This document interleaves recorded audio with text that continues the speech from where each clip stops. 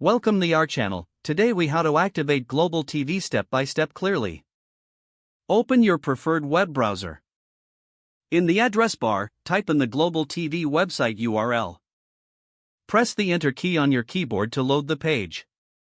Once the website has loaded, look for the sign in or log in option.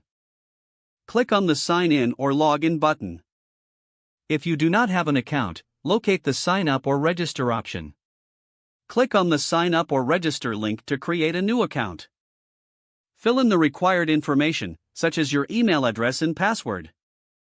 Follow the prompts to verify your email address if necessary. Return to the Global TV website and click the sign in or log in button again. Enter your credentials and log into your account. Once logged in, navigate to the Activate section of the website. Look for the instructions provided for device activation. Choose the device you would like to activate Global TV on. Note any activation code that is displayed on the screen. On your TV or device, open the Global TV app. Select the option to activate or link device. Input the activation code you noted earlier. Follow any additional prompts that may appear. Once the activation is successful, you will receive a confirmation message. Return to your Global TV app and start enjoying your content. If the page does not load, refresh the browser or try again in a private or incognito window. Make sure you are using the correct email address, then retype it carefully to avoid small typos. If your password is not accepted, use the reset option and create a new strong password you can remember.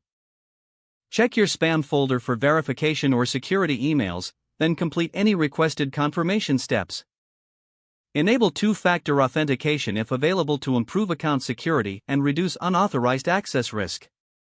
After signing in, review your profile details so your contact information and settings are accurate and current.